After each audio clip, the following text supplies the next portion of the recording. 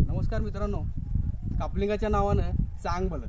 हर हर महादेव. आपण चाललो आहोत पाटपणा गावातील कापलिंगाच्या मंदिराकडे. तर हे मंदिर जे आहे ते आहे पाटपणा, तालुका पन्हाळा, जिल्हा कोल्हापूर. चला आपण जाऊया, देवाच्या दर्शनासाठी जाऊया. हर हर महादेव, हर हर महादेव.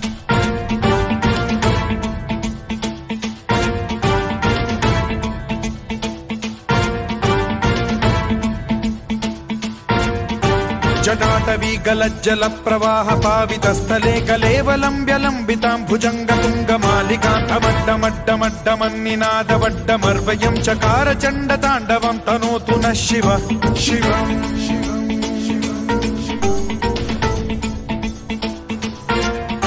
जटाकटाह संभ्रम भ्रम निलिम्ब निर्झरी विलोल वीचि वल्लरी विराजमान मूर्धनि धगट धगट धगट ज्वलल्ललाट पट्ट पावते किशोर चंद्रशेखरे प्रतिक्षण. नमस्कार. श्री कापलिंग गावापासून थोड्या अंतरावर आल्यानंतर थोड्याच अंतरावर पहिला टप्पा म्हणजे आपलं वडाचं झाड. तर इथून थोडं दर्शन घेऊन आपण पुढे जाऊया. पुढे कृष्णदेव, शिदोरी, त्यानंतर आपलं श्रीराम श्री कापलिंगचं मंदिर आपल्याला घ्यायचं आहे. तर हा पहिला टप्पा आपण इथून पूर्ण करतो. आपण आता इथून पुढे जायचं.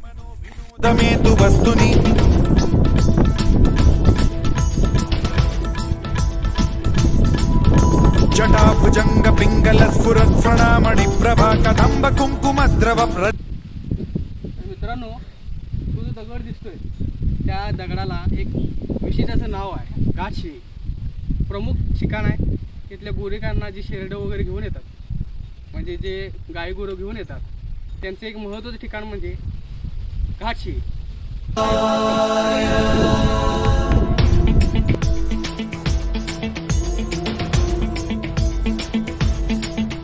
सदाशिवं भजाम्यहं सदाशिवं भजाम्यहं.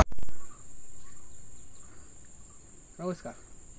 तर आपण आता सध्या आहोत किसनदेव या झाडाला. एक दगड आहे बघा. तरी या दगडाची मोठी कहाणी आहे. तर ती कहाणी अशी आहे की पाटपणा गावात, बांधवडी पाटपणा गाव अशी गावात गाई म्हशी पाळल्या जातात. तर या गाई म्हशी चरायला सोडल्या जातात जंगलामध्ये.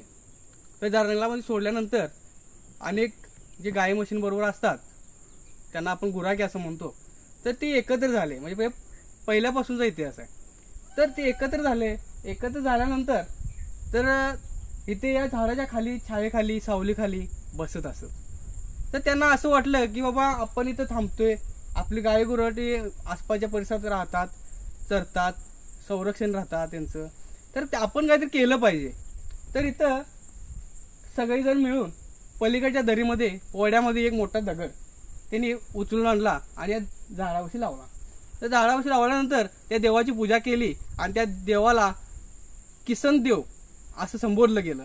तर या किसनदेवाच्या आसपासच्या परिसरात पूरमध्ये हे आंब्याचे झाड सावली याचं काम करतं.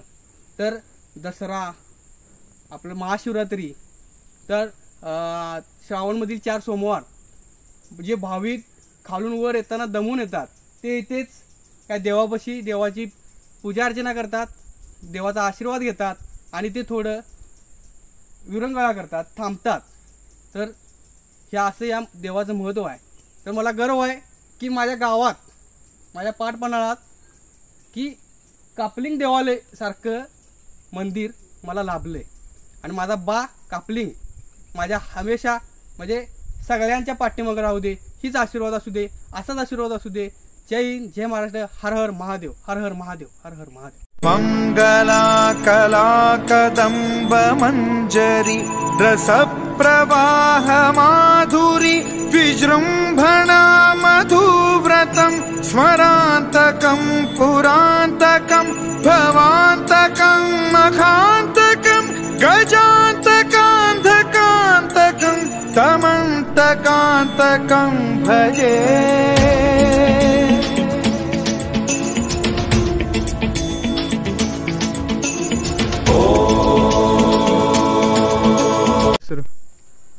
नमस्कार. श्री कापलिंग, श्री चतुर्भुज देवी प्रसन्न. तर आपण जे पाहत आहात ते दगड यांना एक विशिष्ट नाव आहे, एक विशिष्ट इतिहास आहे त्याचा. तर या दगडांना शिदोरी असे संबोधले जाते. तर श्री कापलिंग आणि श्री चतुर्भुज देवी यांचं बहिणीभावांचं नातं आहे. तर त्या बहिणीभावांचं प्रतीक म्हणजे शिदोरी. तर असं माणसांच्याकडून कळालं की ही जी शिदोरीची कहाणी आहे, या शिदोरीचा इतिहास आहे तो असा आहे की कापलिंग देव आपल्या घोड्यावरून पाटपणामध्ये गावामध्ये असलेली चतुर्भुज देवी बहिणीला शिदोरी घेऊन जात होते. तर अचानक म्हणजे संध्याकाळची वेळ होती, जास्त अंधार झाला आणि हितपत तरी असतोपर्यंत जास्त अंधार झाला. मग त्यांनी काय केलं, ही शिदोरी हिथेच ठेवली आणि परत गेले. तर या शिदोरीचं रूपांतर या आपल्या दगडाच्या शिल्पामध्ये झालेलं आहे. तर आपण पाहू शकता चपाती भात वगैरे या पद्धतीने आपण तर कळवू शकतो. लक्षात ठेवा, अशा पद्धतीने या शिदोरीचा अर्थ आहे. जय शिवराय, जय शंभूराजे, जय महाराष्ट्र. हर हर महादेव, हर हर महादेव. नित्यमेव मुक्तमुत्तमोत्तमं पठन् स्मरन् ब्रुवन्नरो विशुद्धिमेति सन्ततं हरे गुरौ सुभक्तिमाशु याति नान्यथा गतिं विमोहनं हि देहिनासु शङ्करस्य विमोहनं हि दे. कापलिंगाच्या नावानं चांग भलं, कापलिंगाच्या नावानं चांग भलं. तस्य चिन्तनो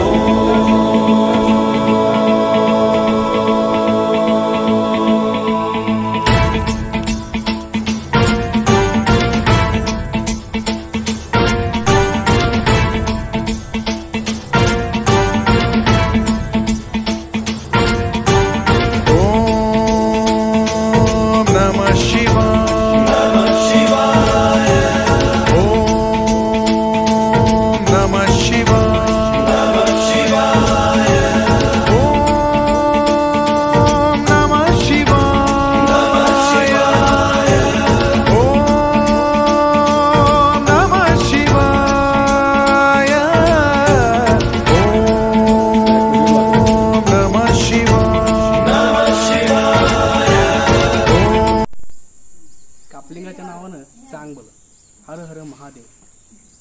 आपण सध्या आहोत कापलिंगाच्या मंदिरात. गावावरून आपण टप्प्याटप्प्यानं आपण वर आलो. एवढी चढण असून भावभाविक एवढ्या श्रद्धेने इथे येतात त्या कापलिंगाच्या मंदिरात. हे माझे महादेवाचं मंदिर आहे. या मंदिराबद्दल मला भरपूर काही सांगू वाटतं, काही इतिहास सांगू वाटतो, तो मी तुम्हाला सांगतो. तर या देवाचं नाव आहे श्री कापलिंग, श्री क्षेत्र कापलिंग देवालय. तर या देवाची निर्मिती कशी झाली ती मी 4-5 माणसांना विचारली, वाडवडिलांना सांगितली. मोठमोठी माणसं जी पहिली प्राचीन काळापासून इकडे येतात त्यांना मी सांगितली. त्यांच्याकडून विचारपूस केल्यानंतर मला त्याची माहिती मिळाली. तर तो मी इतिहास तुम्हाला थोडा सांगतो. तर हे जे आसपास हे सगळं जंगल होतं. तर या जंगलामध्ये आपल्या आसपासच्या गावातील गाई म्हैशी अशी चरण्यासाठी येत होते. तर यामध्ये पाटपणापैकी बांद्रेवाडी येथे करले म्हणून राहतात. तर त्यांच्या गायी अशा कळपाने असं फिरायला वगैरे यायची, चरायला यायची, चरायसाठी सोडली होती. तर त्यामध्ये त्या गायीमध्ये एक गाय होती, ती होती वांजुटी. वांजुटी म्हणजे कसं असते दादा, वांजुटी म्हणजे गायीला बाळ नसते अशी. तर त्या गायीचं एवढं महात्म्य होतं. तर त्या गायीचं दूध एका दगडावर पडत होतं. हे दररोज सतत होत राहिलं, भरपूर दिवस हेच राहत राहिलं.